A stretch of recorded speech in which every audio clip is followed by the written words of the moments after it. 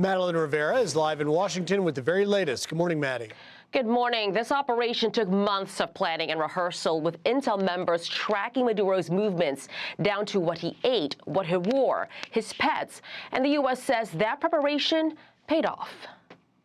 It required the utmost of precision and integration within our joint force. We arrived at Maduro's compound at 1:01 a.m. Eastern Standard Time, or 2:01 a.m. Caracas local time, and the apprehension force descended into Maduro's compound and moved with speed, precision, and discipline towards their objective, and isolated the area to ensure the safety and security of the ground force while apprehending the indicted persons.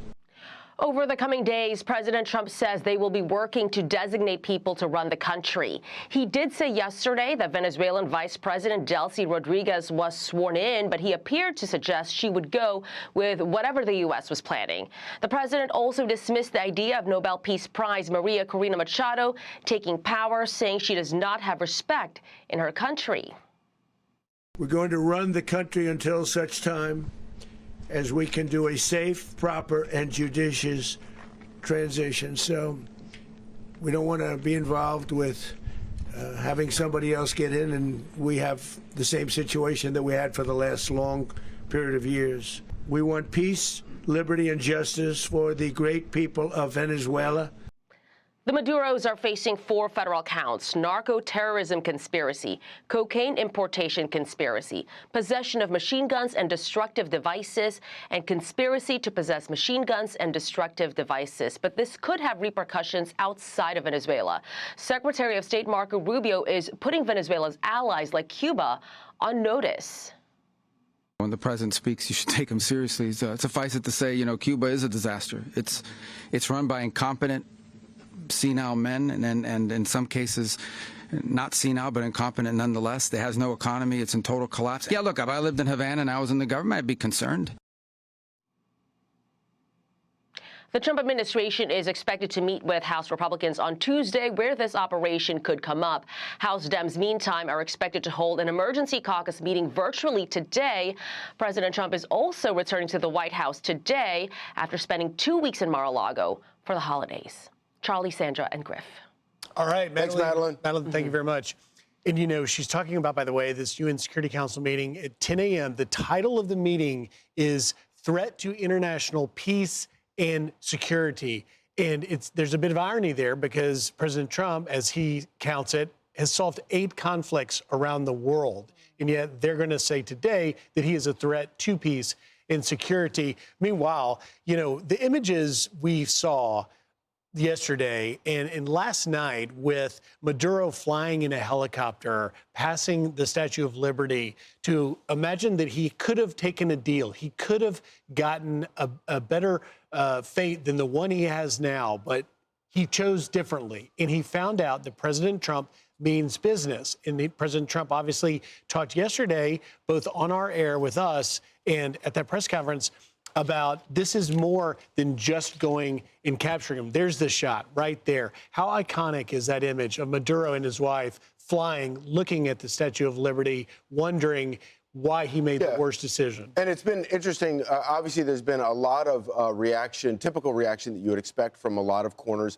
A lot of Democrats in particular are, upset about, this whole thing, the whole operation.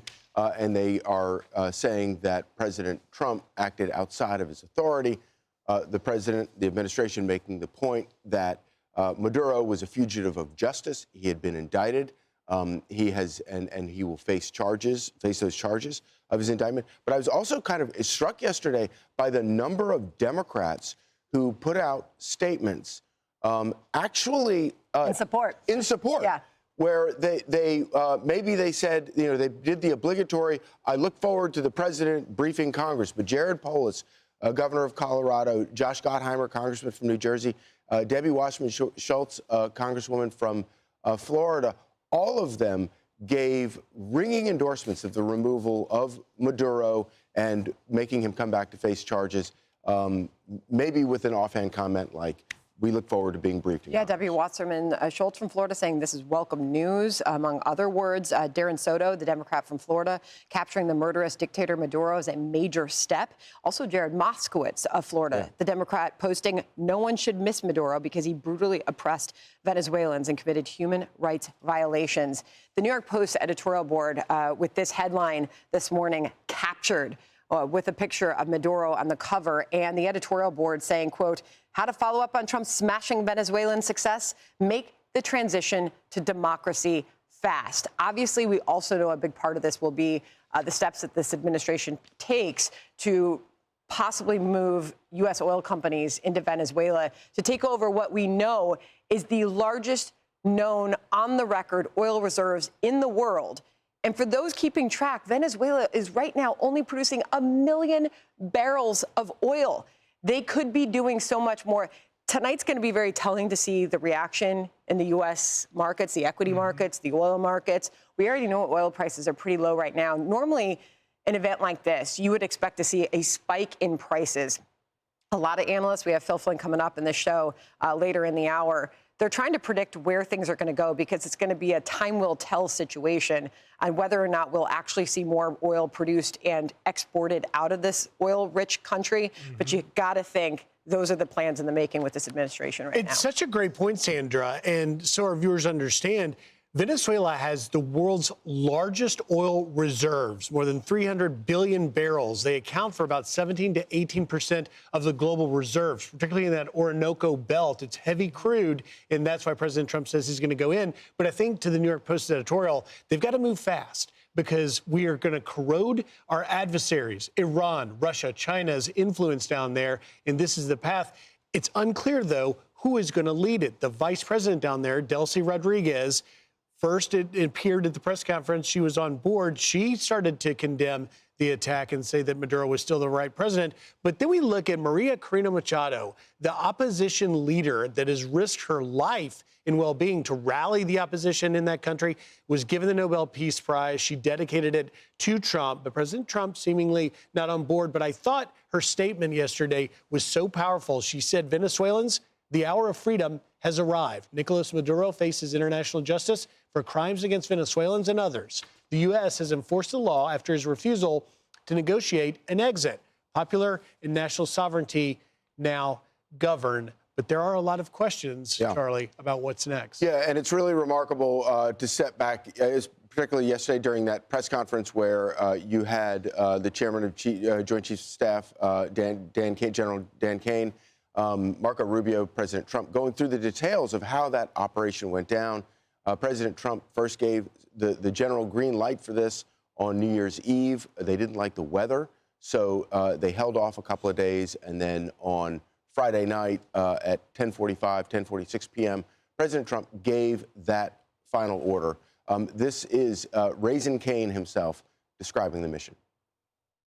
It required the utmost of precision and integration within our joint force. It involved more than 150 aircraft launching across the Western Hemisphere in close coordination, all coming together in time and place to layer effects for a single purpose, to get an interdiction force into downtown Caracas while maintaining the element of tactical surprise. We arrived at Maduro's compound at 1:01 a.m. Eastern Standard Time, or 2:01 a.m. Caracas local time, and the apprehension force descended into Maduro's compound and moved with speed, precision, and discipline towards their objective, and isolated the area to ensure the safety and security of the ground force while apprehending the indicted persons. One of our aircraft was hit but remained flyable, and as the president said earlier today, all of our aircraft came home,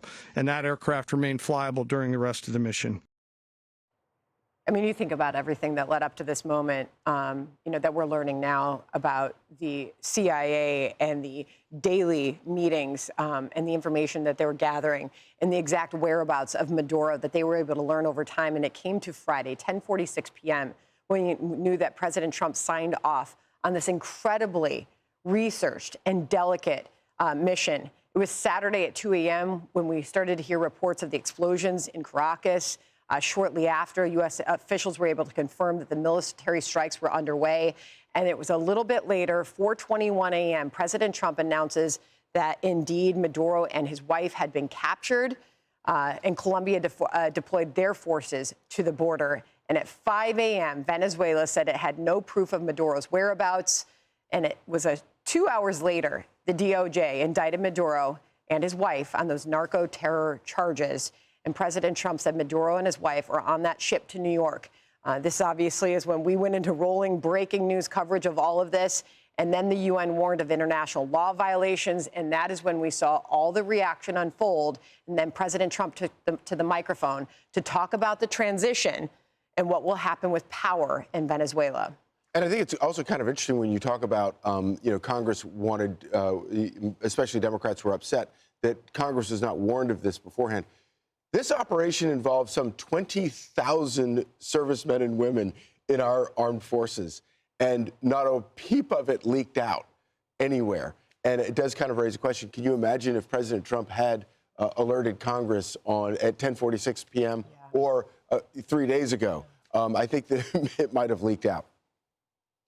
You know, I think when you look at this operation, which is executed flawlessly, and then we got the details at that press conference about the teams involved, you really see everybody played a role. The CIA providing the intelligence, surveillance, and targeting and tracking. They really had zeroed in on Maduro's movements, what he was wearing, his habits. You had, of course, the Delta Force that went in. And by the way, they were accompanied by a law enforcement component to precisely rehearse. They set up a compound of Maduro's residence and did the drill over and over again to get it perfect. The Night Stalkers flew very low altitudes to the location.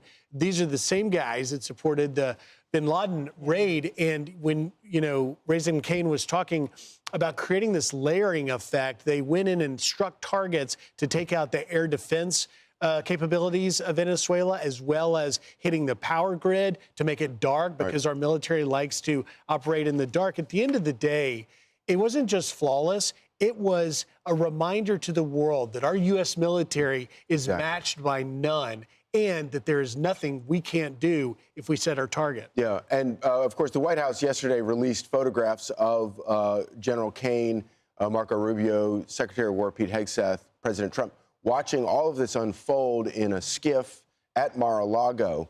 And President Trump called into Fox and Friends yesterday to describe in great detail as he watched the operation unfold in real time. We were going to do this 4 days ago, but the weather was not perfect. The weather has to be perfect. We waited 4 days. We were going to do this 4 days ago, 3 days ago, 2 days ago. And then all of a sudden it opened up and we said go. He was in a very highly guarded, like a fortress, actually. He was in a fortress. We had nobody killed. We lost no aircraft. Everything came back. We got it all back. One of them was hit pretty hard, but a helicopter, but we got it back. But it just was the right time to do it. We had, massive blowtorches and everything else that you need to get through that steel, but we didn't need it. He didn't make it to that area of the house. Everything was pinpoint. They had everything. They practiced. They actually built a house which was identical to the one they went into, with all the safes and all the steel all over the place. Massive blowtorches, such detail. Only a builder would be that up to date on every single detail like that. Yeah, and after capturing Maduro, President Trump has and did in that press conference hint at, and talking to you guys yesterday, military action in Cuba. We're starting to hear about Mexico, Colombia. I think in his own words, he said, I think Cuba is going to be something we'll end up talking about because Cuba is a failing nation right now, which leaves big question marks over how these other countries should interpret the actions of the United States in Venezuela. Yeah, and it is interesting. You talked some about the Democrats that did see the obvious, clear success here, but not all Democrats were on board. In fact, most were quick to get out there and immediately dropped 3 words, particularly that I think is interesting. They called it illegal, they called it unauthorized, and they called it unjustified, all 3 of which are inaccurate. And you look at, we can show you some of the Democrats that are now floating impeachment, 25th Amendment, Delia Ramirez, Trump must be impeached, Jared Huffman. We are in 25th Amendment territory now. Senator Bernie Sanders, shocker, says this is the horrific logic of force that Putin used to justify his brutal attack on Ukraine. And New York's Dan Goldman saying this violation of the U.S. Constitution is an impeachable offense, which would be a pretty hard-hitting criticism if it were true. But yet President Trump was well within his constitutional rights to do what he did. And there's precedent for it.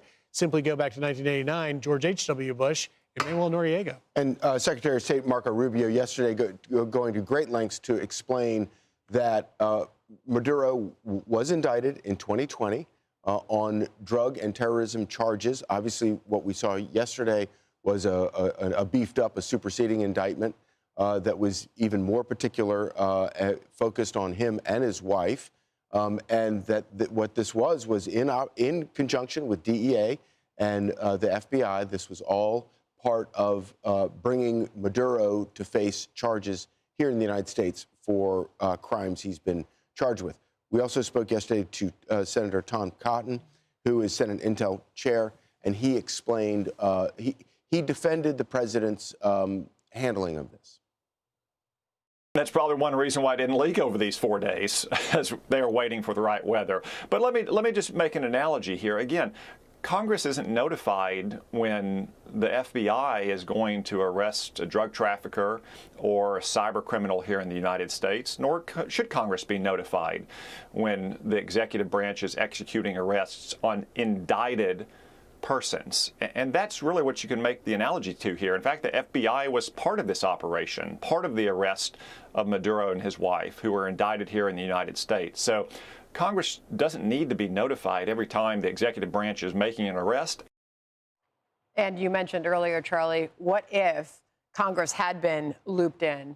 Yeah. You mentioned not a single leak over what we are told now was, 4 months of planning to carry out this operation. And that says a lot about Congress, but it also says a lot about the 20,000 patriot men and women who work in our armed forces who would never leak anything. And by the way, we're already seeing some of these Democrats who are opposed to the actions of the administration in Venezuela fundraising on that. Guy Benson pointing this out in X.